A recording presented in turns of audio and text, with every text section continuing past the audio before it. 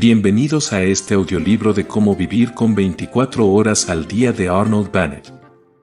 Este libro es una guía práctica que nos enseña a maximizar el uso de nuestro tiempo, ayudándonos a encontrar un equilibrio entre nuestras responsabilidades y nuestros intereses personales. A través de consejos prácticos y reflexiones profundas, Bennett nos muestra cómo cada día puede ser una nueva oportunidad para mejorar y crecer.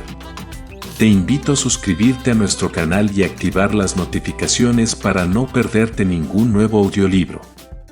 Ahora, comencemos. Cómo vivir con 24 horas al día.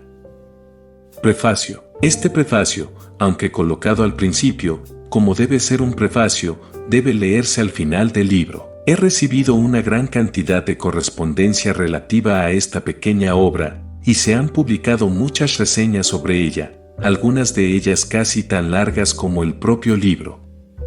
Pero casi ningún comentario ha sido adverso. Algunas personas han objetado la frivolidad del tono, pero como el tono no es, en mi opinión, en absoluto frívolo, esta objeción no me ha impresionado, y si no se hubiera hecho un reproche de mayor peso, casi podría haberme convencido de que el volumen era impecable. Sin embargo, se ha hecho una crítica más seria, no en la prensa, sino por parte de varios corresponsales obviamente sinceros, y debo tratarla.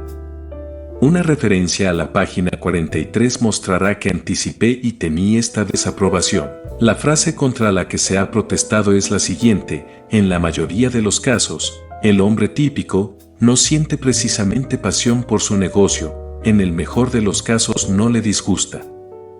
Comienza sus funciones comerciales con cierta reticencia, tan tarde como puede, y las termina con alegría, tan pronto como puede. Y sus motores, mientras se dedica a sus negocios, rara vez están a pleno rendimiento. Me aseguran, con acentos de inequívoca sinceridad, que hay muchos hombres de negocios, no solo los que ocupan altos cargos o tienen buenas perspectivas, sino modestos subordinados sin esperanza de estar nunca mucho mejor que si disfrutan de sus funciones empresariales, que no las eluden, que no llegan a la oficina lo más tarde posible y se van lo más temprano posible, que, en una palabra, ponen toda su fuerza en su jornada de trabajo y están realmente fatigados al final de la misma. Estoy dispuesto a creerlo.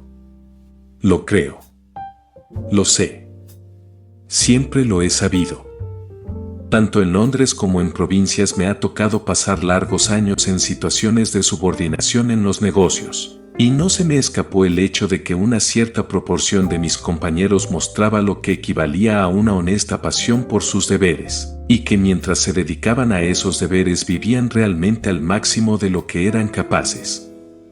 Pero sigo convencido de que estos individuos afortunados y felices, más felices quizás de lo que suponían, no constituían ni constituyen una mayoría, ni nada parecido a una mayoría. Sigo convencido de que la mayoría de los hombres de negocios decentes y concienzudos, hombres con aspiraciones e ideales, no se van a casa, por regla general, realmente cansados. Sigo convencido de que ponen no tanto sino tan poco de sí mismos como pueden conscientemente en ganarse la vida, y que su vocación les aburre más que les interesa. Sin embargo, admito que la minoría es lo suficientemente importante como para merecer atención, y que no debería haberla ignorado tan completamente como lo hice. Toda la dificultad de la minoría trabajadora fue expresada en una sola frase coloquial por uno de mis corresponsales. Escribió: tengo tanto interés como cualquiera en hacer algo para superar mi programa, pero permítame decirle que cuando llego a casa a las 6:30 de la tarde no estoy ni mucho menos tan fresco como usted parece imaginar. Ahora bien, debo señalar que el caso de la minoría, que se lanza con pasión y gusto a su tarea empresarial diaria, es infinitamente menos deplorable que el caso de la mayoría, que pasa sin entusiasmo y sin fuerzas por su jornada oficial.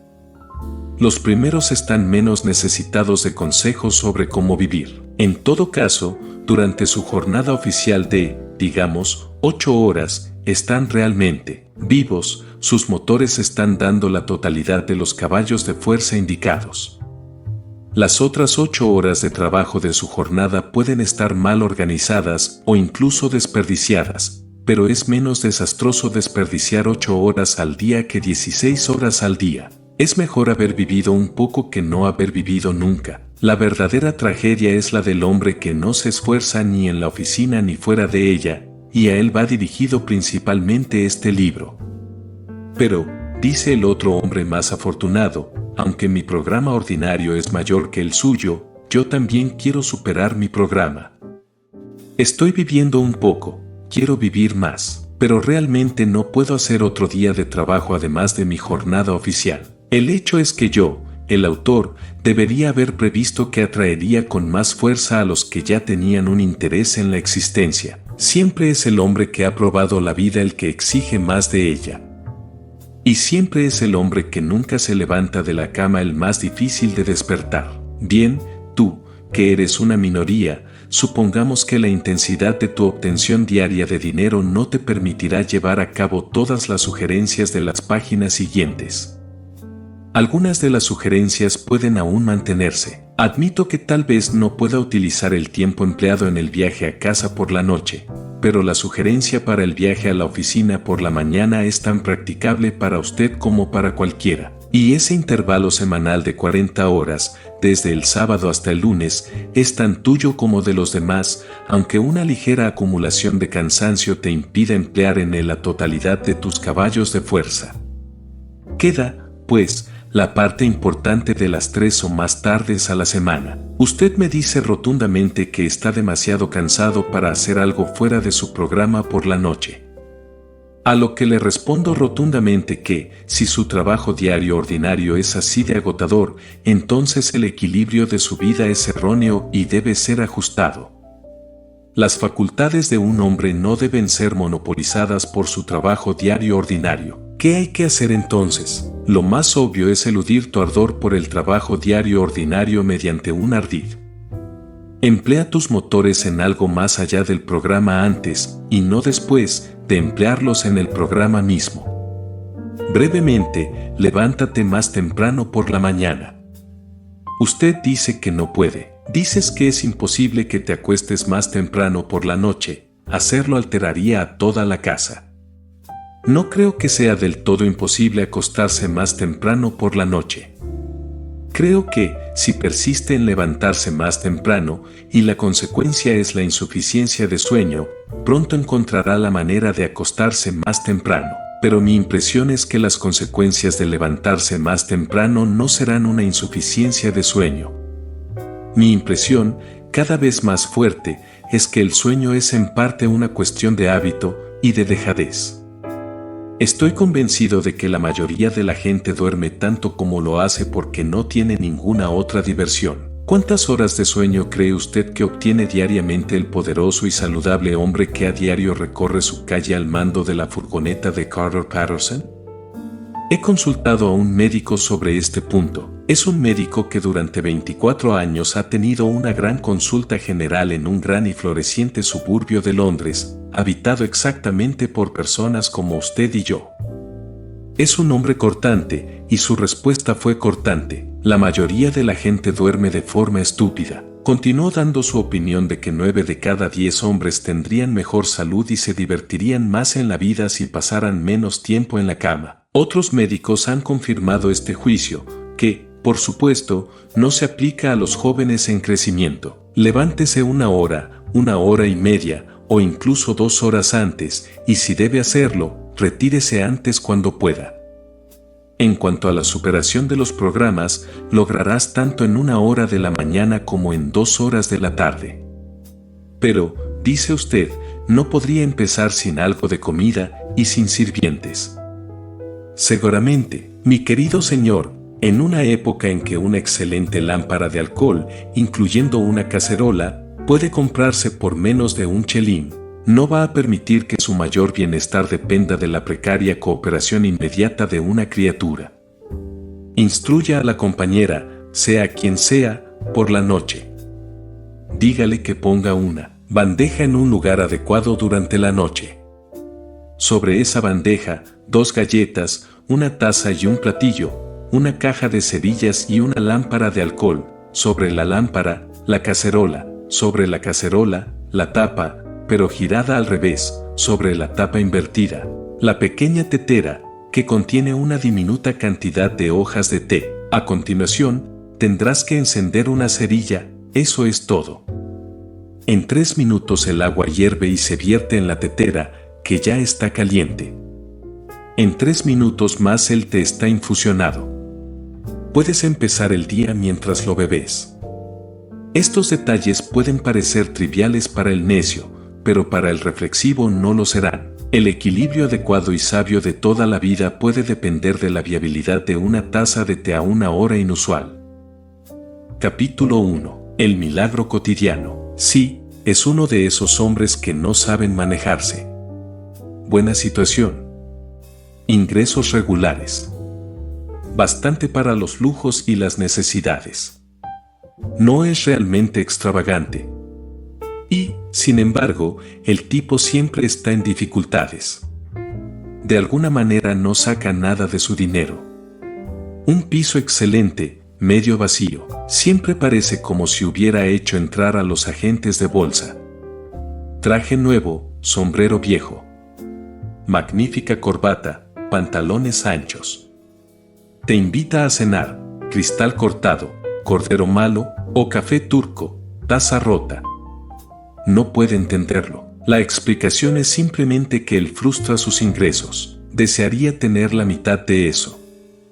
Le enseñaría. Así que la mayoría de nosotros hemos criticado, en un momento u otro, a nuestra manera superior.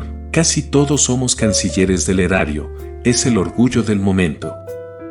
Los periódicos están llenos de artículos que explican cómo vivir con tal o cual suma, y estos artículos provocan una correspondencia cuya violencia demuestra el interés que suscitan. Recientemente, en un órgano diario, se libró una batalla en torno a la cuestión de si una mujer puede vivir bien en el campo con 8 libras al año. He visto un ensayo, como vivir con 8 chelines a la semana, pero nunca he visto un ensayo, como vivir con 24 horas al día. Sin embargo, se ha dicho que el tiempo es dinero. Ese proverbio subestima el caso. El tiempo es mucho más que el dinero. Si se tiene tiempo se puede obtener dinero, por lo general, pero, aunque tengas la riqueza de un guardarropa del Hotel Carlton, no puedes comprarte ni un minuto más de tiempo del que tengo yo, o del que tiene el gato junto al fuego. Los filósofos han explicado el espacio. No han explicado el tiempo. Es la materia prima inexplicable de todo. Con él, todo es posible, sin él, nada. El suministro de tiempo es realmente un milagro cotidiano, un asunto realmente asombroso cuando uno lo examina. Te levantas por la mañana y he aquí que tu cartera está mágicamente llena de 24 horas del tejido no fabricado del universo de tu vida. Es tuyo. Es la más preciosa de las posesiones. Un bien muy singular, que te llega de una manera tan singular como el propio bien. Para nota. Nadie puede quitártelo. No se puede robar. Y nadie recibe más o menos de lo que tú recibes. Hablando de una democracia ideal. En el reino del tiempo no hay aristocracia de la riqueza ni aristocracia del intelecto. El genio nunca es recompensado ni siquiera con 1 hora más al día. Y no hay castigo. Desperdicia tu bien infinitamente precioso tanto como quieras y el suministro nunca te será negado. Ningún poder misterioso dirá, este hombre es un tonto, sino un bribón. No merece el tiempo, será cortado en el contador. Es más seguro que los consuelos y el pago de la renta no se ve afectado por los domingos. Además, no se puede recurrir al futuro. Imposible endeudarse. Solo puedes malgastar el momento que pasa. No puedes malgastar el día de mañana, está guardado para ti. No puedes desperdiciar la hora siguiente, está guardada para ti. Dije que el asunto era un milagro. No lo es. Tienes que vivir con estas 24 horas de tiempo diario. De él tienes que hilar salud, placer, dinero, contenido, respeto y la evolución de tu alma inmortal. Su uso correcto, su uso más eficaz, es una cuestión de la más alta urgencia y de la más emocionante actualidad. Todo depende de ello. Vuestra felicidad, el esquivo premio al que todos os aferráis, amigos míos, depende de ello. Es extraño que los periódicos, tan emprendedores y actualizados como son, no estén llenos de cómo vivir con una determinada renta de tiempo, en lugar de cómo vivir con una determinada renta de dinero. El dinero es mucho más común que el tiempo. Cuando uno reflexiona, percibe que el dinero es lo más común que existe. Encarna la tierra en montones. Si uno no puede ingeniárselas para vivir con una determinada renta de dinero, gana un poco más, o lo roba, o lo anuncia. Uno no se complica necesariamente la vida porque no pueda arreglárselas con 1000 libras al año. Uno refuerza los músculos y hace guineos y equilibra el presupuesto. Pero si uno no puede arreglárselas para que un ingreso de 24 horas al día cubra exactamente todas las partidas de gasto apropiadas, uno sí se complica la vida, definitivamente. El suministro de tiempo, aunque gloriosamente regular, es cruelmente restringido. ¿Quién de nosotros vive con 24 horas al día? Y cuando digo vive, no quiero decir que exista, ni que se enturbie. ¿Quién de nosotros está libre de esa sensación de inquietud de que los grandes departamentos de gasto de su vida diaria no se gestionan como deberían? ¿Quién de nosotros está seguro de que su buen traje no está superado por un sombrero vergonzoso, o que al atender la vajilla ha olvidado la calidad de la comida? ¿Quién de nosotros no se dice a sí mismo, quién no se ha dicho a sí mismo toda su vida, cambiaré eso cuando tenga un poco más de tiempo? Nunca tendremos más tiempo. Tenemos, y siempre hemos tenido, todo el tiempo que hay. Es la constatación de esta profunda y olvidada verdad, que, por cierto, no he descubierto, lo que me ha llevado a realizar un minucioso examen práctico del gasto diario de tiempo. Capítulo 2. El deseo de superar el programa propio. Pero, ¿puede comentar alguien, con la indiferencia inglesa hacia todo lo que no sea el punto a que quiere llegar con sus 24 horas diarias? Yo no tengo ninguna dificultad para vivir con 24 horas al día.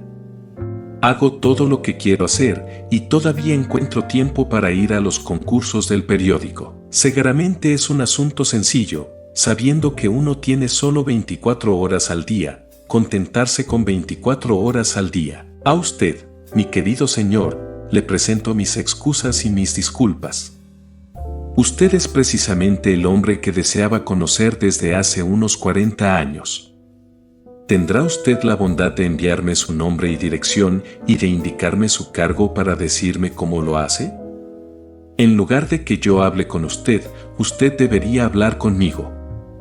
Por favor, preséntese. Que usted existe, estoy convencido, y que aún no lo he encontrado es mi pérdida. Mientras tanto, hasta que usted aparezca, seguiré charlando con mis compañeros de infortunio, ese innumerable grupo de almas que son perseguidas, más o menos dolorosamente, por la sensación de que los años pasan, y pasan, y pasan, y que todavía no han podido poner sus vidas en orden. Si analizamos ese sentimiento, percibiremos que es, principalmente, de desasosiego, de expectativa, de mirar hacia adelante, de aspiración. Es una fuente de malestar constante, pues se comporta como un esqueleto en la fiesta de todos nuestros disfrutes. Vamos al teatro y nos reímos, pero entre los actos nos levanta un dedo flaco. Nos apresuramos violentamente a coger el último tren, y mientras nos enfriamos una larga temporada en el andén esperando el último tren, pasea sus huesos arriba y abajo a nuestro lado y pregunta, oh hombre, ¿qué has hecho con tu juventud? ¿Qué haces con tu edad? Se puede insistir en que este sentimiento de continua mirada hacia adelante, de aspiración, forma parte de la vida misma y es inseparable de la vida misma. Es cierto, pero hay grados. Un hombre puede desear ir a la Meca. Su conciencia le dice que debe ir a la Meca. Se pone en marcha, ya sea con la ayuda de Cook o sin ayuda, probablemente nunca llegue a la Meca, puede ahogarse antes de llegar a Port Said, puede perecer sin gloria en la costa del Mar Rojo. Su deseo puede quedar eternamente frustrado. La aspiración insatisfecha siempre le molestará. pero no será atormentado de la misma manera que el hombre que, deseando llegar a la Meca y acosado por el deseo de llegar a la Meca, nunca sale de Bristol. Algo es haber dejado Bristol. La mayoría de nosotros no ha salido de Bristol. Ni siquiera hemos cogido un taxi para ir a Lodgate Circus y preguntar en Cox el precio de una visita guiada. Y nuestra excusa para nosotros mismos es que solo hay 24 horas en el día. Si analizamos más a fondo nuestra vaga e incómoda aspiración, creo que veremos que surge de una idea fija de que debemos hacer algo además de las cosas que estamos leal y moralmente obligados a hacer. Estamos obligados, por diversos códigos escritos y no escritos, a mantenernos a nosotros mismos y a nuestras familias, si las hay, con salud y comodidad, a pagar nuestras deudas, a ahorrar, a aumentar nuestra prosperidad incrementando nuestra eficiencia. Una tarea suficientemente difícil. Una tarea que muy pocos consiguen. Una tarea que a menudo está más allá de nuestra capacidad.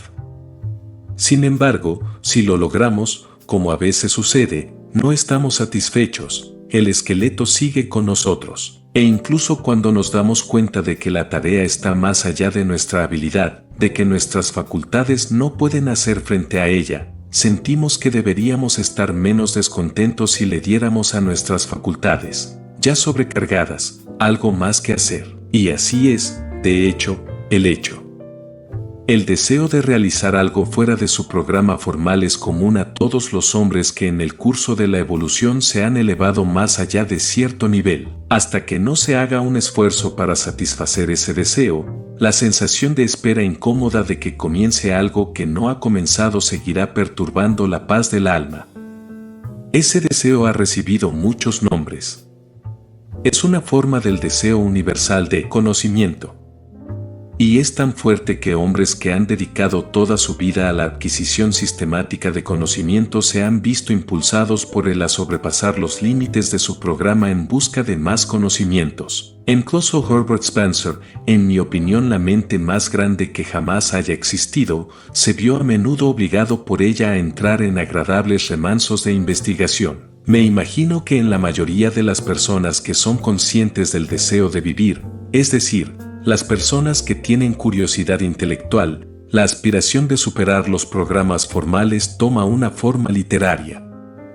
Les gustaría embarcarse en un curso de lectura. Es evidente que el pueblo británico es cada vez más literario, pero me gustaría señalar que la literatura no abarca en absoluto todo el campo del conocimiento y que la inquietante sed de mejorar uno mismo, de aumentar los conocimientos, puede saciarse muy bien al margen de la literatura. De las distintas formas de saciarlas me ocuparé más adelante. Aquí me limito a señalar a quienes no tienen una simpatía natural por la literatura que esta no es el único pozo. Capítulo 3. Precauciones antes de empezar. Ahora que he conseguido, si es que lo he conseguido, persuadirte de que te persigue constantemente una insatisfacción reprimida con tu propia organización de la vida cotidiana, y que la causa primordial de esa insatisfacción inconveniente es la sensación de que cada día dejas sin hacer algo que te gustaría hacer, y que, de hecho, siempre esperas hacer cuando tengas más tiempo, y ahora que he llamado su atención sobre la evidente y deslumbrante verdad de que nunca tendrá más tiempo, puesto que ya tiene todo el tiempo que hay, espera que le revele algún secreto maravilloso por el que pueda acercarse al ideal de una organización perfecta del día y por el que, por lo tanto, se deshaga de esa inquietante y desagradable decepción diaria de las cosas que se quedan sin hacer. No he encontrado ese maravilloso secreto. Ni espero encontrarlo, ni espero que nadie lo encuentre nunca. Está sin descubrir. Cuando comenzaste a recoger mi deriva, tal vez hubo un resurgimiento de la esperanza en tu pecho. Tal vez se dijo a sí mismo, este hombre me mostrará una manera fácil y poco fatigosa de hacer lo que tanto tiempo he deseado en vano. Ay, no. El hecho es que no hay un camino fácil, ni un camino real. El camino a la Meca es extremadamente duro y pedregoso, y lo peor de todo es que nunca se llega a él. El paso previo más importante a la tarea de organizar la vida de uno para poder vivir plena y cómodamente dentro de su presupuesto diario de 24 horas es la serena comprensión de la extrema dificultad de la tarea, de los sacrificios y del interminable esfuerzo que exige. No puedo insistir demasiado en esto. Si usted se imagina que podrá alcanzar su ideal planificando ingeniosamente un horario con un bolígrafo en un papel, será mejor que abandone la esperanza de inmediato. Si no estás preparado para los desalientos y las desilusiones, si no te conformas con un pequeño resultado para un gran esfuerzo, entonces no empieces. Acuéstate de nuevo y retoma el sueño intranquilo que llamas tu existencia. Es muy triste, ¿verdad? Muy deprimente y sombrío. Y, sin embargo, creo que es bastante bueno, también, esta necesidad de la tensión de la voluntad antes de que se pueda hacer algo que valga la pena. A mí me gusta bastante. Siento que es lo principal que me diferencia del gato junto al fuego. Bien, dice usted, suponga que estoy preparado para la batalla. Asuma que he sopesado y comprendido cuidadosamente sus pesados comentarios. ¿Cómo empiezo? Estimado señor, simplemente se empieza. No hay un método mágico para empezar. Si un hombre que está en el borde de un baño y quiere saltar al agua fría le preguntara, ¿cómo empiezo a saltar?, usted simplemente respondería, simplemente salta. Agarra tus nervios y salta. Como he dicho anteriormente, la principal belleza del suministro constante de tiempo es que no puedes desperdiciarlo por adelantado.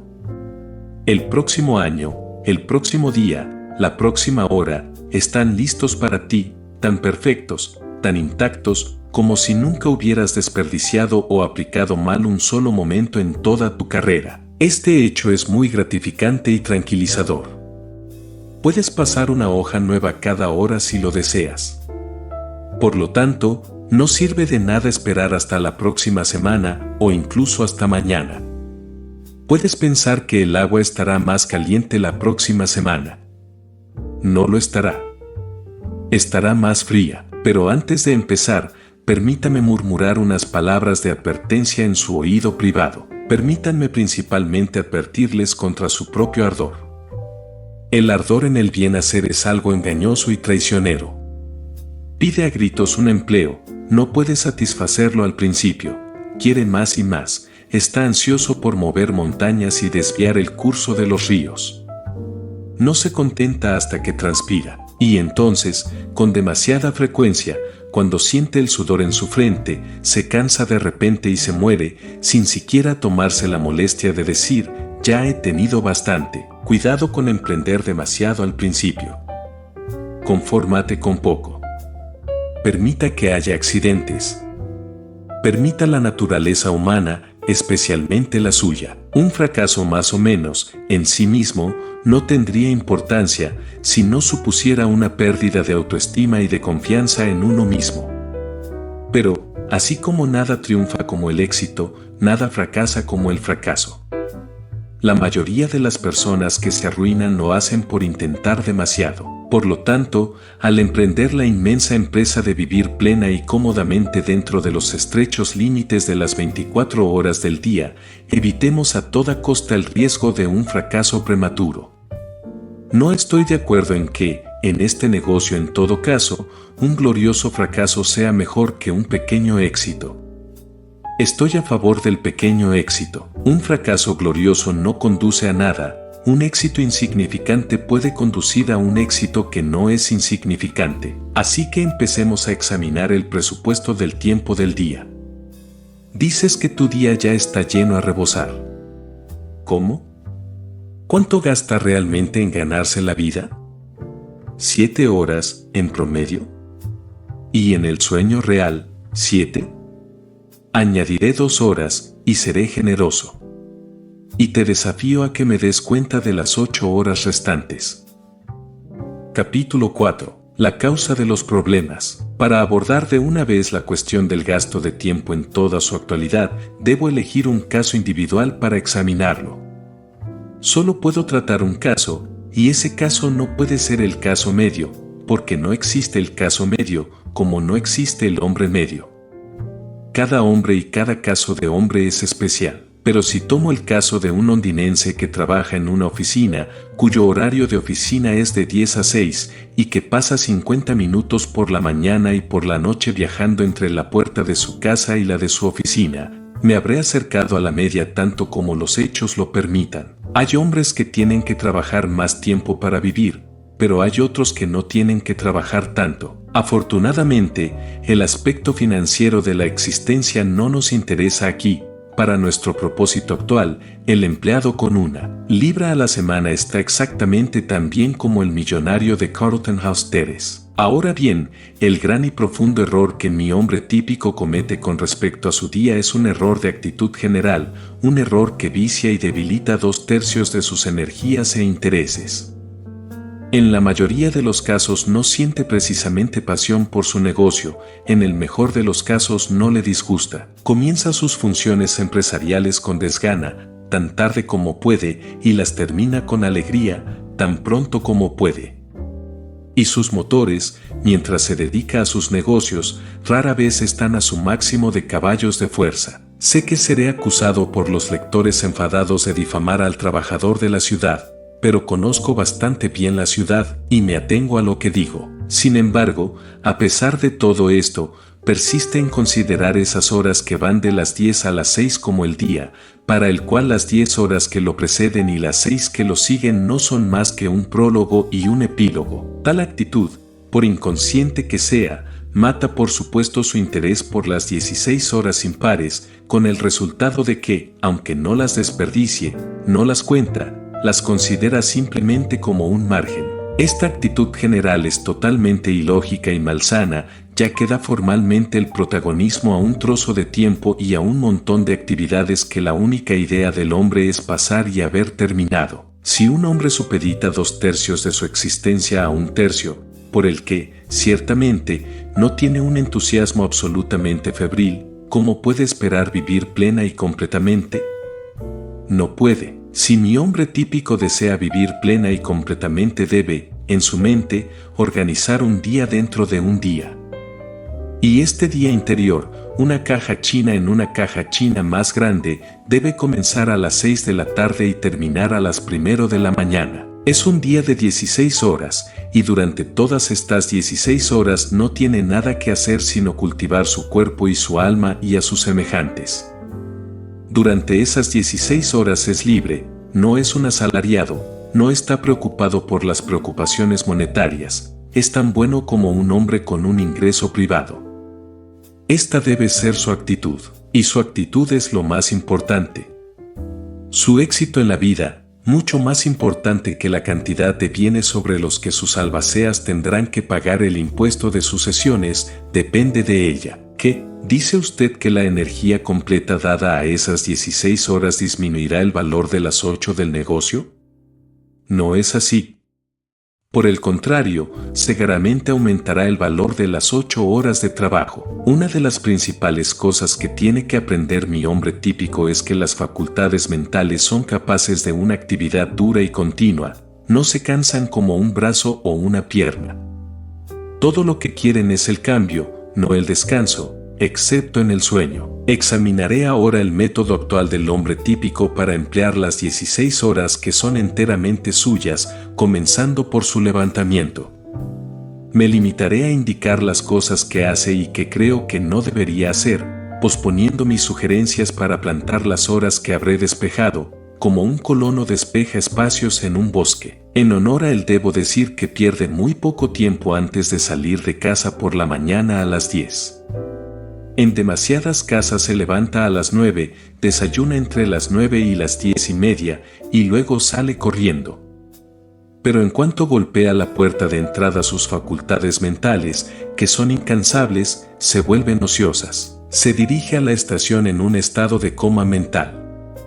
Al llegar allí, normalmente tiene que esperar al tren. En cientos de estaciones de cercanía se ve cada mañana a hombres que suben y bajan tranquilamente los andenes mientras las compañías ferroviarias les roban sin rubor el tiempo, que es más que el dinero. Cientos de miles de horas se pierden así cada día simplemente porque el hombre típico piensa tan poco en el tiempo que nunca se le ha ocurrido tomar precauciones bastante fáciles contra el riesgo de su pérdida. Tiene una moneda sólida de tiempo para gastar cada día, llámese soberano. Debe obtener cambio por ella, y al obtenerlo se contenta con perder mucho. Suponiendo que al venderle un billete la compañía le dijera, le cambiaremos un soberano, pero le cobraremos 3 medios peniques por hacerlo, ¿qué exclamaría mi hombre típico? Sin embargo, eso es el equivalente a lo que hace la compañía cuando le roba 5 minutos 2 veces al día. Usted dice que estoy tratando con minucias. Lo hago. Y más adelante me justificaré. Ahora, ¿tiene la amabilidad de comprar su periódico y subir al tren? Capítulo 5. El tenis y el alma inmortal. Subes al tren de la mañana con tu periódico y te entregas tranquila y majestuosamente a tu periódico. No tiene prisa. Sabes que tienes al menos media hora de seguridad por delante, mientras tu mirada se detiene ociosamente en los anuncios de barcos y de canciones que aparecen en las páginas exteriores. Tu aire es el aire de un hombre ocioso, rico en tiempo, de un hombre de algún planeta donde hay 124 horas al día en lugar de 24. Soy un lector apasionado de periódicos. Leo regularmente 5 diarios ingleses y 2 franceses, y solo los agentes de noticias saben cuántos semanarios. Me veo obligado a mencionar este hecho personal para que no se me acuse de prejuicio contra los periódicos cuando digo que me opongo a la lectura de periódicos en el tren de la mañana. Los periódicos se producen con rapidez, para ser leídos con rapidez. En mi programa diario no hay lugar para los periódicos. Los leo como puedo en momentos puntuales. Pero los leo. La idea de dedicarles 30 o 40 minutos consecutivos de maravillosa soledad, pues en ningún lugar puede uno sumergirse más perfectamente en sí mismo que en un compartimento lleno de varones silenciosos, retraídos y fumadores, me resulta repugnante. No puedo permitir que desperdicies perlas de tiempo de valor incalculable con semejante derroche oriental. Usted no es el Sa del tiempo. Permítame recordarle respetuosamente que usted no tiene más tiempo que yo. Nada de leer el periódico en los trenes. Ya he dejado pasar unos 3/4 de hora para usarlos. Ahora llega a su oficina. Y te abandono allí hasta las 6. Soy consciente de que tienes nominalmente 1 hora, a menudo, en realidad, 1 hora y media, en medio de la jornada, de la que menos de la mitad se dedica a comer. Pero le dejaré todo eso para que lo emplee como quiera. Pueden leer sus periódicos entonces. Me encuentro de nuevo con usted cuando sale de su despacho. Está pálido y cansado. En todo caso, su esposa dice que está pálido y usted le da a entender que está cansado. Durante el viaje de vuelta a casa ha ido acumulando poco a poco esa sensación de cansancio. La sensación de cansancio se cierne sobre los poderosos suburbios de Londres como una nube virtuosa y melancólica, especialmente en invierno. No comes inmediatamente al llegar a casa. Pero al cabo de 1 hora, más o menos, te sientes como si pudieras sentarte y tomar un poco de alimento. Y lo haces. Luego fumas, en serio, ves a los amigos, haces macetas, juegas a las cartas, coqueteas con un libro. Notas que la vejez se arrastra, das un paseo, acaricias el piano. Por Dios, las 11:15. Luego dedicas unos 40 minutos a pensar en irte a la cama, y es posible que conozcas un whisky realmente bueno. Por fin te acuestas, agotado por el trabajo del día. Han pasado 6 horas, probablemente más, desde que saliste de la oficina. Han pasado como un sueño, han pasado como por arte de magia, han pasado inexplicablemente. Este es un buen ejemplo. Pero usted dice, está muy bien que hables. Un hombre está cansado. Un hombre debe ver a sus amigos. No puede estar siempre en la recta final. Así es. Pero cuando te organizas para ir al teatro, especialmente con una mujer bonita, ¿qué pasa? Te apresuras a ir a las afueras, no escatimas esfuerzos para ponerte glorioso con un buen atuendo, te apresuras a volver a la ciudad en otro tren, te mantienes en la recta final durante 4 horas, si no 5, la llevas a casa, te llevas a ti mismo a casa. No pasas 3/4 de hora pensando en irte a la cama. Te vas. Los amigos y el cansancio se han olvidado igualmente y la noche ha parecido tan exquisitamente larga o quizás demasiado corta. ¿Y recuerdas aquella vez que te convencieron para cantar en el coro de la Sociedad Operística de Aficionados y te esclavizaste 2 horas cada 2 noches durante 3 meses? Pueden negar que cuando tienen algo definido que esperar al atardecer, algo que va a emplear toda su energía, el pensamiento de ese algo da un brillo y una vitalidad más intensa a todo el día. Lo que sugiero es que a las 6 de la tarde mires a los hechos a la cara y admitas que no estás cansado, porque no lo estás, lo sabes, y que organices tu velada de manera que no se vea interrumpida por una comida. De este modo, dispondrás de un espacio libre de al menos 3 horas. No sugiero que emplees 3 horas cada noche de tu vida en gastar tu energía mental. Pero sí sugiero que, para empezar, emplees 1 hora y media cada 2 noches en algún cultivo importante y consecutivo de la mente. Todavía le quedarán 3 tardes para los amigos, el bridge, el tenis, las escenas domésticas, las lecturas extrañas, las pipas, la jardinería, los cacharros y los concursos de premios. Seguirás teniendo la tremenda riqueza de 45 horas entre las 2 de la tarde del sábado y las 10 de la mañana del lunes. Si perseveras, pronto querrás pasar 4 tardes, y tal vez 5, en algún esfuerzo sostenido por estar genuinamente vivo. Y dejarás ese hábito de murmurar para ti mismo a las 11:15 de la noche. Es hora de pensar en ir a la cama. El hombre que empieza a acostarse 40 minutos antes de abrir la puerta de su habitación se aburre, es decir, no está viviendo. Pero recuerda, al principio, que esos 90 minutos nocturnos 3 veces por semana deben ser los más importantes de los 10.080. Deben ser sagrados, tan sagrados como un ensayo dramático o un partido de tenis.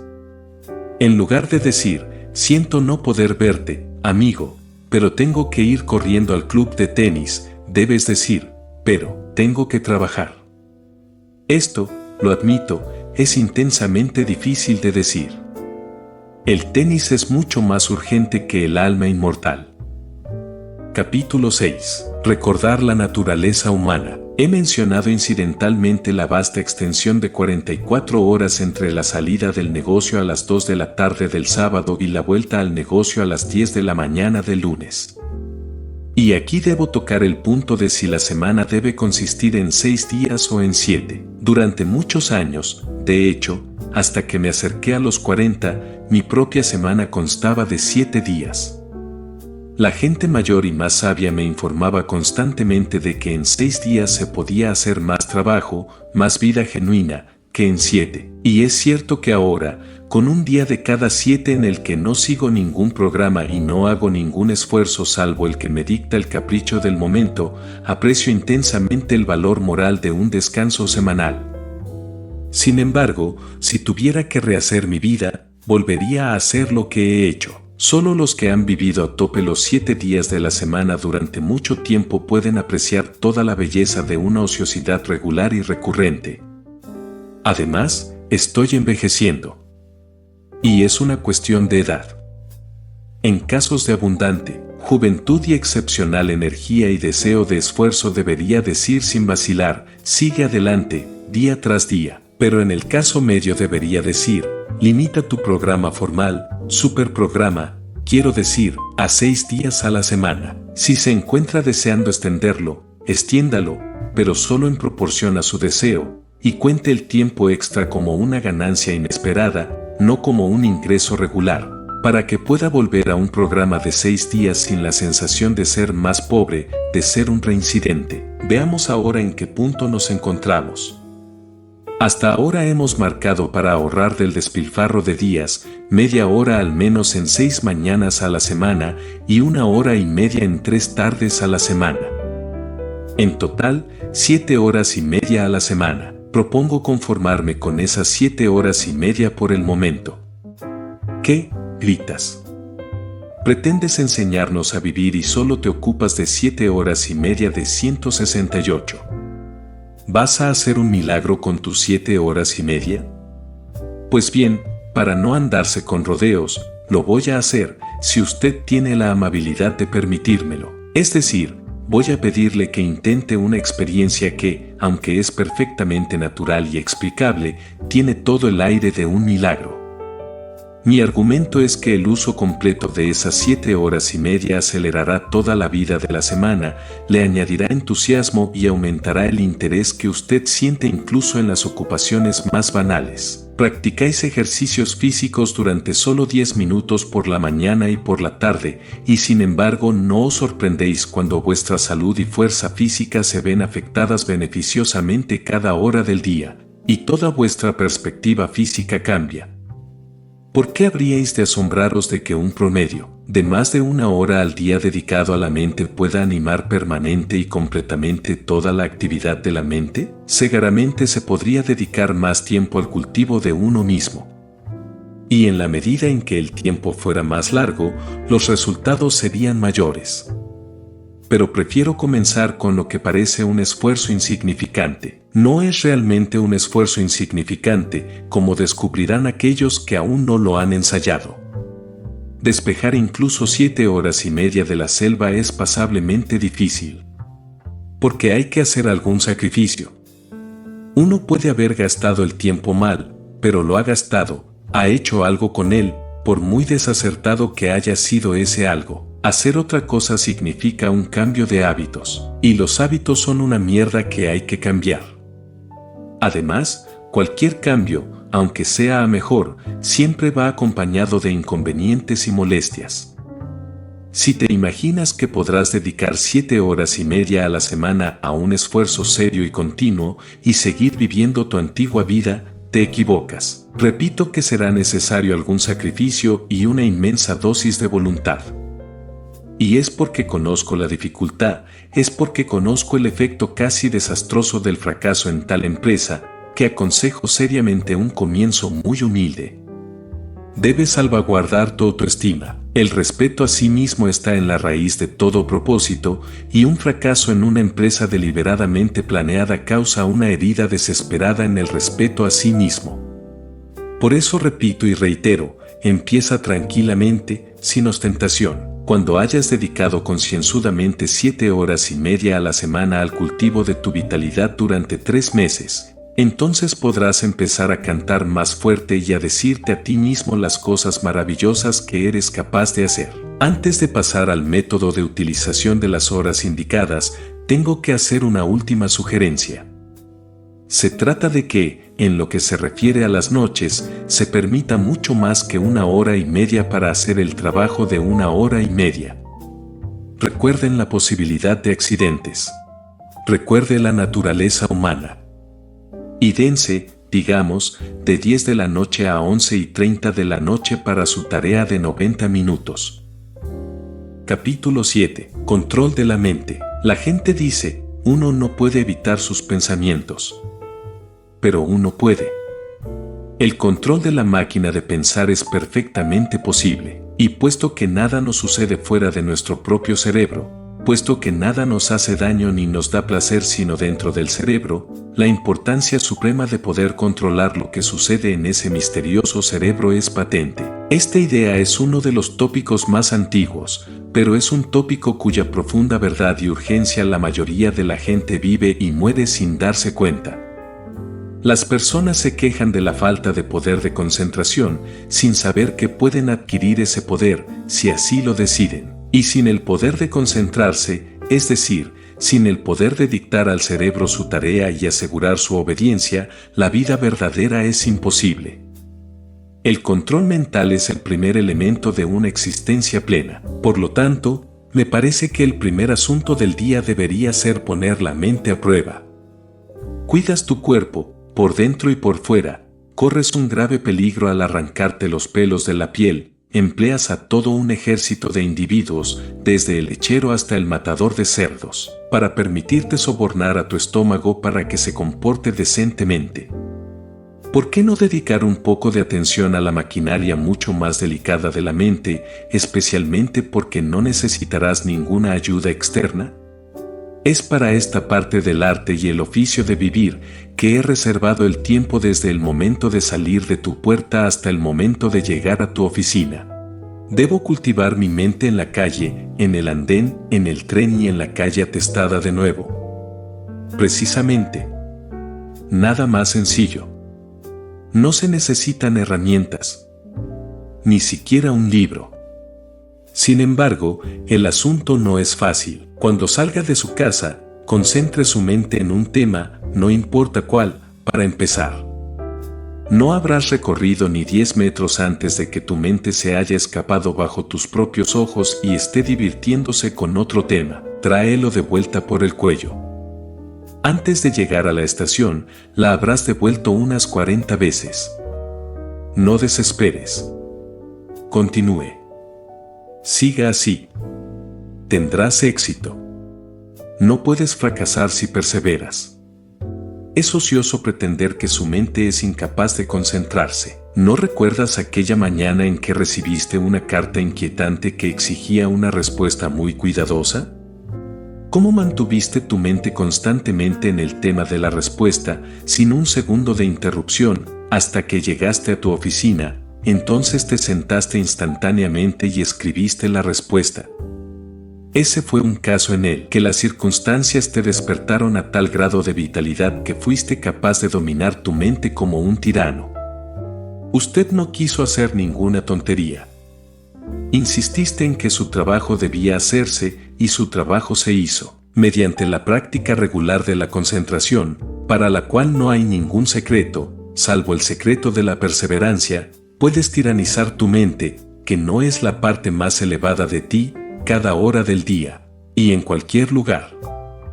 El ejercicio es muy conveniente. Si subieras a tu tren matutino con un par de mancuernas para tus músculos o una enciclopedia en 10 volúmenes para tu aprendizaje, probablemente citarías las observaciones. Pero mientras caminas por la calle, o te sientas en un rincón del compartimento detrás de una pipa, o cuelgas la correa en el subterráneo, ¿quién va a saber que estás realizando el más importante de los actos cotidianos?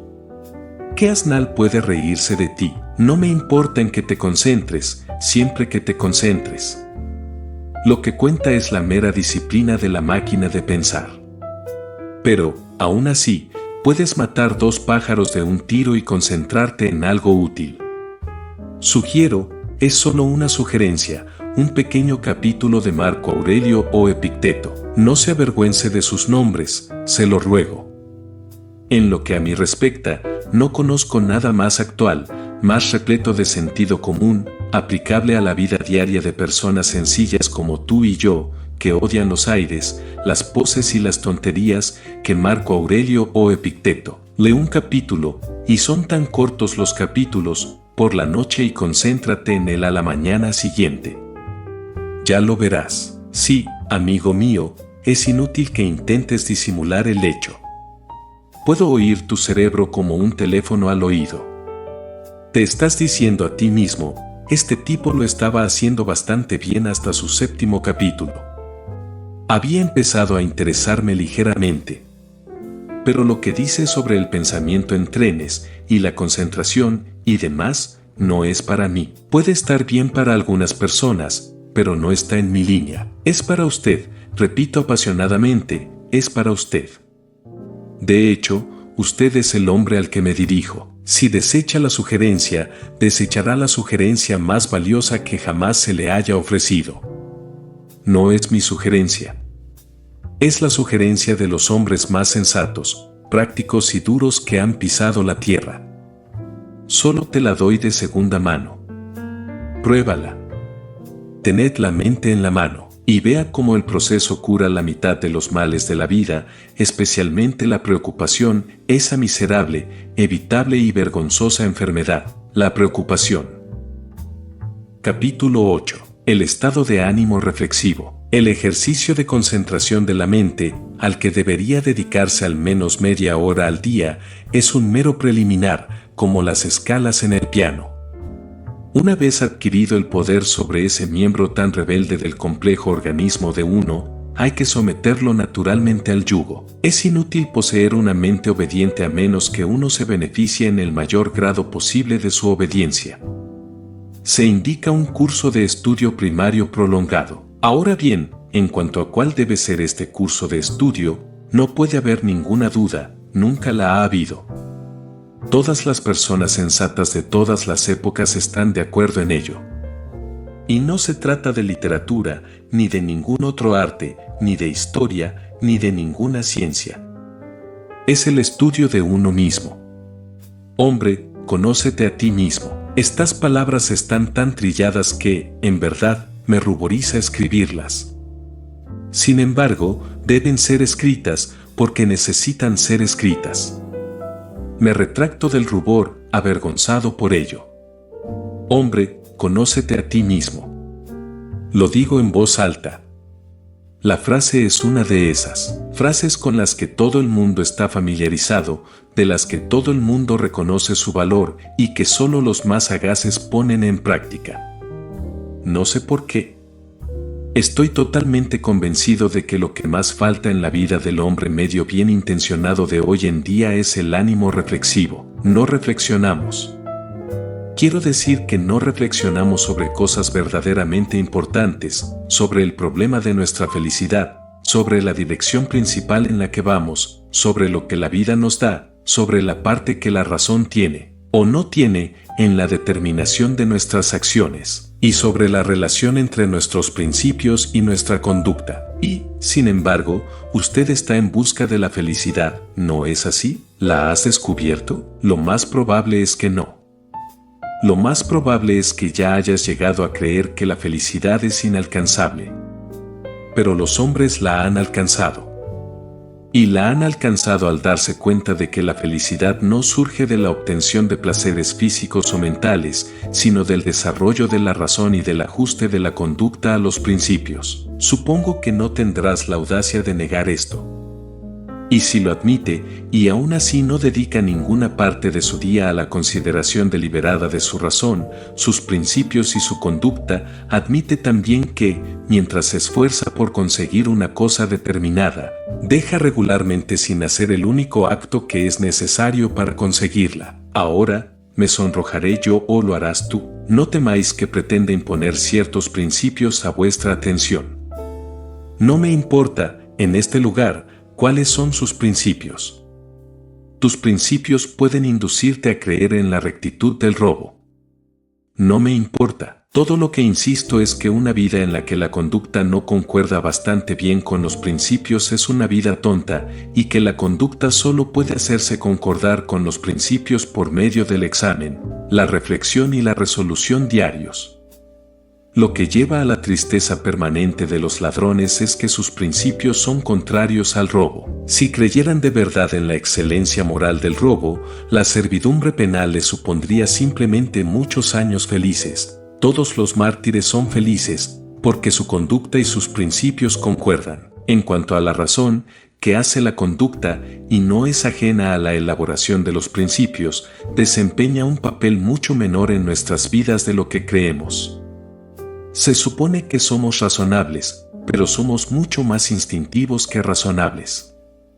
Y cuanto menos reflexionemos, menos razonables seremos. La próxima vez que te enfades con el camarero porque tu filete está demasiado hecho, pídele a la razón que entre en el gabinete de tu mente y consúltale. Probablemente le dirá que el camarero no cocinó el bistec y que no tenía ningún control sobre la cocción del bistec, y que incluso si él fuera el único culpable, usted no logró nada bueno al enfadarse, simplemente perdió su dignidad, quedó como un tonto a los ojos de los hombres sensatos y enfureció al camarero, mientras que no produjo ningún efecto en el bistec. El resultado de esta consulta con la razón, por la que ella no cobra, será que cuando una vez más su filete esté demasiado cocido, tratará al camarero como a un compañero, permanecerá tranquilo con un espíritu amable, e insistirá cortésmente en tener un nuevo filete.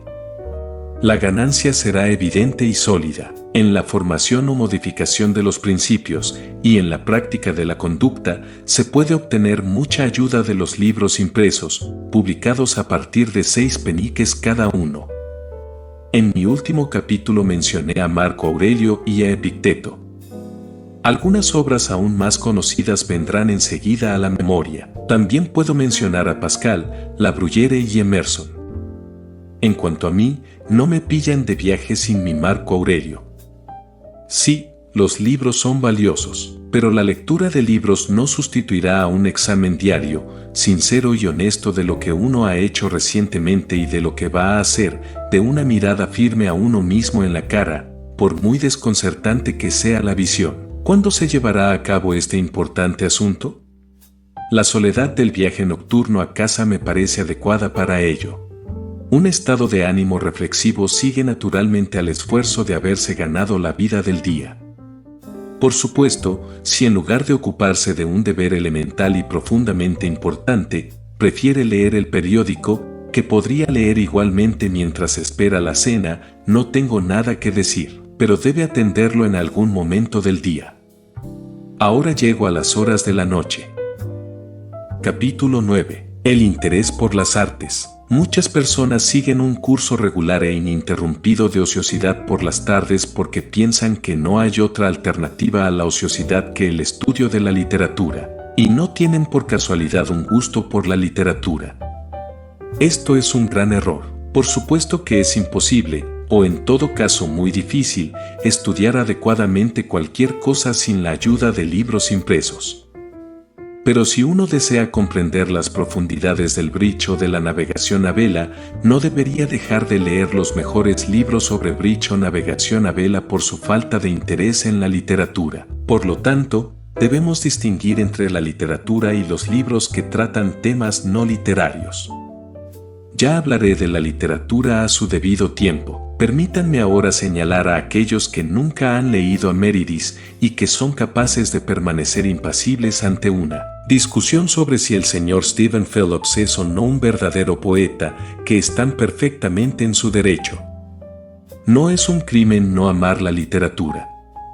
No es un signo de imbecilidad. Los mandarines de la literatura ordenarán la ejecución instantánea del desafortunado individuo que no comprenda, por ejemplo, la influencia de Wordsworth en Tennyson. Pero eso no es más que su desfachatez. ¿Dónde estarían, me pregunto, si se les pidiera que explicaran las influencias que contribuyeron a la sinfonía patética de Tchaikovsky? Existen enormes campos de conocimiento, al margen de la literatura, que darán magníficos resultados a los cultivadores. Por ejemplo, ya que acabo de mencionar la pieza más popular de la música de clase alta en Inglaterra hoy en día, me recuerdan que los conciertos de promenade comienzan en agosto. Usted va a ellos, fuma su cigarro o su cigarrillo, y lamento decir que enciende sus cerillas durante los suaves compases de la obertura de Lohengrin y disfruta de la música. Pero dices que no sabes tocar el piano o el violín, ni siquiera el banjo, que no sabes nada de música. ¿Qué importa eso? Que usted tiene un verdadero gusto por la música lo demuestra el hecho de que, para llenar su sala con usted y sus compañeros, el director se ve obligado a proporcionar programas de los que se excluye casi por completo la mala música, un cambio con respecto a los viejos tiempos del Covent Garden. Ahora bien, tu incapacidad para interpretar la oración de la doncella en un piano no tiene por qué impedirte familiarizarte con la construcción de la orquesta que escuchas un par de noches a la semana durante un par de meses. Tal y como están las cosas, probablemente piense en la orquesta como una masa heterogénea, de instrumentos que producen una masa sonora confusa y agradable. No escucha los detalles porque nunca ha entrenado sus oídos para escuchar los detalles. Si le pidieran que nombrara los instrumentos que tocan el gran tema del principio de la sinfonía en do menor, no podría nombrarlos ni por asomo. Sin embargo, admiras la sinfonía en do menor. Te ha emocionado. Te volverá a emocionar. Incluso has hablado de ella, en un estado de ánimo expansivo, con esa señora, ya sabes a quién me refiero. Y todo lo que puede afirmar sobre la sinfonía en do menor es que Beethoven la compuso y que es una cosa muy buena. Ahora bien, Si usted ha leído, por ejemplo, el libro del señor Krehbiel Cómo escuchar música, que puede conseguirse en cualquier librería por menos del precio de un puesto en la Alhambra y que contiene fotografías de todos los instrumentos orquestales y planos de la disposición de las orquestas, a continuación, asistiría a un concierto de paseo con una asombrosa intensificación del interés por el mismo. En lugar de una masa confusa, la orquesta se le presentaría como lo que es, un organismo maravillosamente equilibrado cuyos diversos grupos de miembros tienen cada uno una función diferente e indispensable. Se espiarían los instrumentos y se escucharían sus respectivos sonidos. Conocerías el abismo que separa un corno francés de un corno inglés y percibirías por qué un intérprete de hautboy recibe salarios más altos que un violinista, aunque el violín sea el instrumento más difícil. Vivirías en un concierto de paseo, mientras que antes te limitabas a existir allí en un estado de coma beatífico, como un bebé que contempla un objeto brillante. Se podrían sentar las bases de un conocimiento genuino y sistemático de la música. Podrías especializar tus investigaciones en una forma particular de música, como la sinfonía, o en las obras de un compositor en particular. Al final de un año de 48 semanas de 3 breves veladas cada una, combinadas con el estudio de los programas y la asistencia a conciertos elegidos a partir de tus crecientes conocimientos, sabrías realmente algo de música, aunque estuvieras tan lejos como siempre de hacer sonar la oración de la doncella en el piano. Pero yo odio la música, dices. Mi querido señor, le respeto. Lo que se aplica a la música se aplica a las otras artes. Podría mencionar cómo mirar los cuadros del señor Claremont Webb o cómo juzgar la arquitectura del señor Russell Sturges, como comienzos, solo comienzos, de un conocimiento sistemático vitalizante en otras artes, cuyos materiales de estudio abundan en Londres. Odio todas las artes, dice usted. Mi querido señor, le respeto cada vez más. Trataré su caso a continuación, antes de pasar a la literatura. Capítulo 10. Nada en la vida es monótono. El arte es algo grande, pero no es lo más grande. La más importante de todas las percepciones es la percepción continua de la causa y el efecto, es decir, la percepción del desarrollo continuo del universo, es decir, la percepción del curso de la evolución. Cuando uno se ha metido en la cabeza la verdad principal de que nada ocurre sin una causa, uno se vuelve no solo de mente grande, sino de corazón grande. Es duro que a uno le roben el reloj, pero uno reflexiona que el ladrón del reloj se convirtió en un ladrón por causas de la herencia y el ambiente que son tan interesantes como científicamente comprensibles. Y uno compra otro reloj, si no con alegría, en todo caso con una filosofía que hace imposible la amargura. Se pierde, en el estudio de la causa y el efecto, ese aire absurdo que tiene tanta gente de estar siempre escandalizada y dolida por lo curioso de la vida. Tales personas viven en medio de la naturaleza humana como si ésta fuera un país extranjero lleno de horribles costumbres extranjeras. Pero, habiendo llegado a la madurez, uno debería avergonzarse de ser un extraño en una tierra extraña. El estudio de la causa y el efecto, a la vez que disminuye el dolor de la vida, añade pintoresquismo a la misma. El hombre para el que la evolución no es más que un hombre ve el mar como un espectáculo grandioso y monótono, que puede presenciar en agosto por 3 chelines de ida y vuelta en tercera clase. El hombre que está imbuido de la idea de desarrollo, de causa y efecto continuos, percibe en el mar un elemento que en el antes de ayer de la geología era vapor, que ayer estaba hirviendo y que mañana será inevitablemente hielo. Percibe que un líquido no es más que algo que está en camino de ser sólido, y le penetra un sentido de la tremenda y cambiante pintoresquidad de la vida. Nada proporcionará una satisfacción más duradera que la apreciación constantemente cultivada de esto. Es el fin de toda ciencia. La causa y el efecto se encuentran en todas partes. Los alquileres subieron en Shepherd's Bush. Fue doloroso y chocante que los alquileres subieran en Shepherd's Bush, pero hasta cierto punto todos somos estudiantes científicos de causa y efecto, y no había un empleado que almorzara en un restaurante Lyons que no sumara científicamente 2 y 2 y viera en él, otrora, Chuplanitud la causa de una excesiva demanda de wigwams en Shepherd's Bush, y en la excesiva demanda de wigwams la causa del aumento del precio de los wigwams. Simple, dices, con desdén. Todo el complejo movimiento del universo es tan simple como eso, cuando puedes sumar 2 y 2. Y, mi querido señor, tal vez usted es un empleado de una agencia inmobiliaria y odia las artes y quiere fomentar su alma inmortal y no puede interesarse en su negocio porque es muy monótono. Nada es aburrido. El tremendo y cambiante pintoresquismo de la vida se muestra maravillosamente en la oficina de un agente inmobiliario. ¿Qué? Hubo un bloqueo de tráfico en Oxford Street. Para evitar el bloqueo, la gente empezó a viajar por debajo de los sótanos y desagües, y el resultado fue un aumento de los alquileres en Shepherd's Bush. Y tú dices que eso no es pintoresco. Supongamos que usted estudiara, con este espíritu, la cuestión inmobiliaria en Londres durante 1 hora y media cada 2 tardes.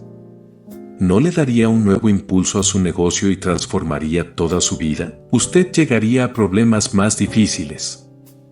Y podría decirnos por qué, como resultado natural de la causa y el efecto, la calle recta más larga de Londres tiene una longitud de 1,5 metros, mientras que la calle absolutamente recta más larga de París se extiende por kilómetros. Creo que admitirás que en un empleado de una agencia inmobiliaria no he elegido un ejemplo que favorezca especialmente mis teorías. Es usted empleado de banca y no ha leído ese romance sin aliento, disfrazado de estudio científico, Lombard Street de Walter Bagehot.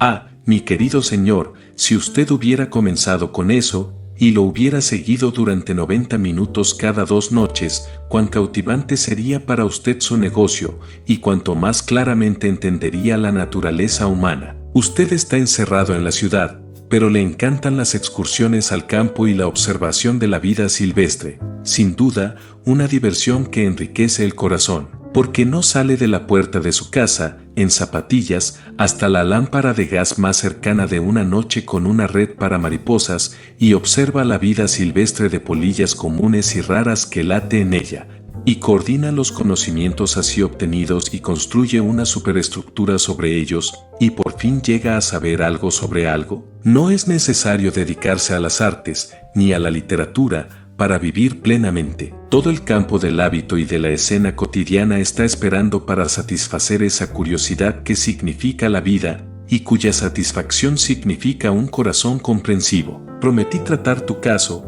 oh hombre que odia el arte y la literatura, y lo he tratado. Paso ahora al caso de la persona, felizmente muy común, que sí gusta de la lectura. Capítulo 11. La lectura seria. Las novelas están excluidas de la lectura seria, de modo que el hombre que, empeñado en superarse, ha decidido dedicar 90 minutos 3 veces por semana a un estudio completo de las obras de Charles Dickens, hará bien en modificar sus planes. La razón no es que las novelas no sean serias. Algunas de las grandes literaturas del mundo se presentan en forma de prosa, sino que las malas novelas no deberían leerse, y que las buenas novelas nunca exigen ninguna aplicación mental apreciable por parte del lector. Solo las partes malas de las novelas de Meredith son difíciles. Una buena novela te hace avanzar como un bote por un arroyo, y llegas al final, quizás sin aliento, pero sin agotamiento. Las mejores novelas implican el menor esfuerzo. Ahora bien, en el cultivo de la mente uno de los factores más importantes es precisamente la sensación de esfuerzo, de dificultad, de una tarea que una parte de ti está ansiosa por realizar y otra parte de ti está ansiosa por eludir, y esa sensación no se puede conseguir al enfrentarse a una novela. No se ponen los dientes para leer a Anna Karenina. Por lo tanto, aunque debes leer novelas, no debes leerlas en esos 90 minutos. La poesía imaginativa produce una tensión mental mucho mayor que las novelas. Produce probablemente la tensión más severa de cualquier forma de literatura. Es la forma más elevada de literatura. Produce la forma más elevada de placer y enseña la forma más elevada de sabiduría.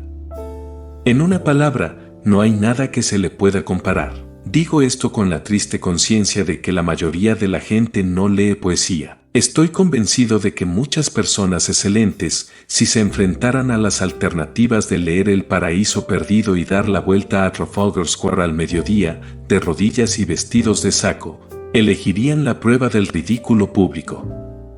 Aún así, nunca dejaré de aconsejar a mis amigos y enemigos que lean poesía, antes que nada. Si la poesía es lo que se llama un libro sellado para usted, comience por leer el famoso ensayo de Hazlitt sobre la naturaleza de la poesía en general. Es lo mejor de su género en inglés, y nadie que lo haya leído puede tener la idea errónea de que la poesía es una tortura medieval, o un elefante loco, o un arma que se dispara sola y mata a 40 pasos. De hecho, es difícil imaginar el estado mental del hombre que, después de leer el ensayo de Hazlitt, no desee urgentemente leer algo de poesía antes de su próxima comida. Si el ensayo le inspira así, le sugiero que empiece con la poesía puramente narrativa. Hay una novela inglesa infinitamente mejor, escrita por una mujer, que cualquier otra de George Eliot o de las Brontes, o incluso de Jane Austen, que quizás no haya leído. Su título es Aurora y su autor E.B. Browning. Está escrito en verso y contiene una cantidad considerable de poesía realmente buena. Decidan leer ese libro hasta el final, aunque se mueran por él. Olvídate de que se trata de buena poesía. Léelo simplemente por la historia y las ideas sociales. Y cuando lo haya hecho, pregúntese honestamente si todavía le disgusta la poesía. He conocido a más de una persona a la que Aurora le ha servido para demostrar que al suponer que odiaba la poesía estaba totalmente equivocada. Por supuesto, si después de Hazlitt y de un experimento de este tipo hecho a la luz de Hazlitt, finalmente se asegura que hay algo en usted que es antagónico a la poesía, debe contentarse con la historia o la filosofía. Lo lamentaré, pero no inconsolablemente. La decadencia y la caída no debe ser nombrada en el mismo día que El Paraíso Perdido, pero es una cosa enormemente bonita, y los primeros principios de Herbert Spencer simplemente se ríen de las pretensiones de la poesía y se niegan a ser aceptados como algo más que el producto más majestuoso de cualquier mente humana. No sugiero que ninguna de estas obras sea adecuada para un principiante en las tensiones mentales. Pero no veo ninguna razón por la que cualquier hombre de inteligencia media no pueda, tras un año de lectura continuada, estar en condiciones de asaltar las obras maestras supremas de la historia o la filosofía. La gran conveniencia de las obras maestras es que son tan asombrosamente lúcidas. No sugiero ninguna obra en particular como comienzo. El intento sería inútil en el espacio de mi mando. Pero tengo dos sugerencias generales de cierta importancia. La primera es definir la dirección y el alcance de sus esfuerzos. Elija un periodo limitado, o un tema limitado, o un solo autor. Dígase a sí mismo, voy a saber algo sobre la Revolución Francesa, o el auge del ferrocarril, o las obras de John Keats.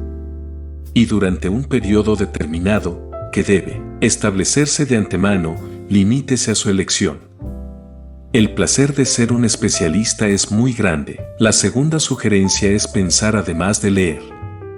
Conozco a personas que leen y por todo el bien que les hace, podrían también cortar el pan y la mantequilla.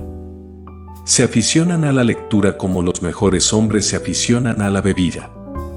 Atraviesan las tierras de la literatura en un coche de motor, con el único objetivo de moverse. Te dirán cuántos libros han leído en un año, a menos que dediques al menos 45 minutos a una reflexión cuidadosa y fatigosa. Al principio es un terrible aburrimiento sobre lo que estás leyendo. Tus 90 minutos de una noche son principalmente desperdiciados. Esto significa que tu ritmo será lento. No te preocupes. Olvídate de la meta. Piensa solo en el país que te rodea, y después de un tiempo, tal vez cuando menos lo esperes, te encontrarás de repente en una encantadora ciudad sobre una colina.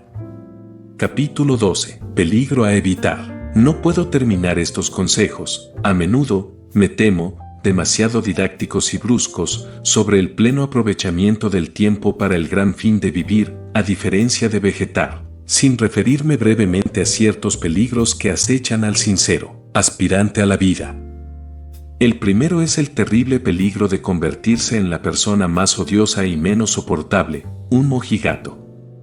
Ahora bien, un mojigato es un tipo pertinaz que se da aires de sabiduría superior. Un mojigato es un tonto pomposo que ha salido a dar un paseo ceremonial y sin saberlo ha perdido una parte importante de su atuendo, a saber, su sentido del humor. Un mojigato es un individuo tedioso que, habiendo hecho un descubrimiento, está tan impresionado por su descubrimiento que es capaz de disgustarse gravemente porque el mundo entero no está tan bien impresionado por él.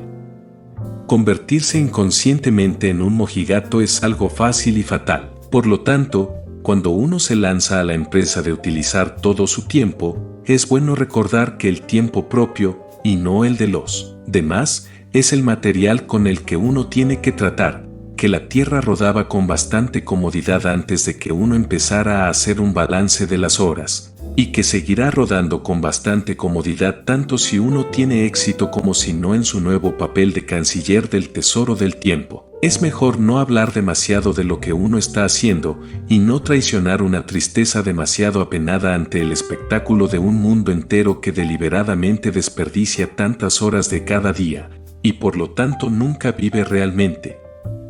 Al final se descubrirá que al ocuparse de uno mismo se ha hecho todo lo que se podía hacer. Otro peligro es el de estar atado a un programa como un esclavo a una carroza. No hay que dejar que el programa se escape con uno.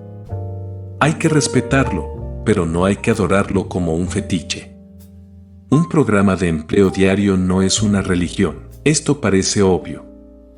Sin embargo, conozco a hombres cuyas vidas son una carga para ellos mismos y una carga angustiosa para sus familiares y amigos simplemente porque no han sabido apreciar lo obvio. Oh, no, he oído exclamar a la esposa martirizada: Arthur siempre saca al perro a hacer ejercicio a las 8 y siempre empieza a leer a las 9 menos cuarto.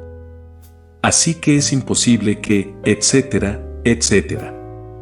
Y la nota de absoluta finalidad en esa voz quejumbrosa revela la insospechada y ridícula tragedia de una carrera. Por otra parte, un programa es un programa.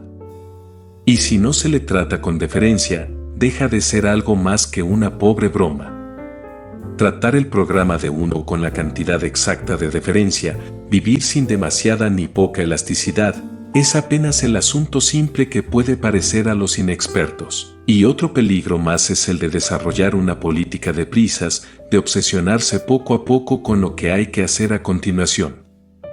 De este modo, uno puede llegar a existir como en una prisión y su vida puede dejar de ser propia. Uno puede sacar al perro a pasear a las 8 y meditar todo el tiempo sobre el hecho de que uno debe comenzar a leer a las 9 menos cuarto y que no debe llegar tarde. Y la ruptura ocasional y deliberada del programa no ayudará a arreglar las cosas.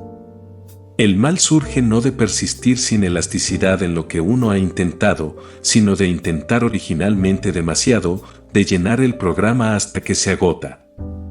El único remedio es reconstituir el programa e intentar menos. Pero el apetito por el conocimiento crece por lo que se alimenta y hay hombres que llegan a gustar de una constante prisa sin aliento del esfuerzo.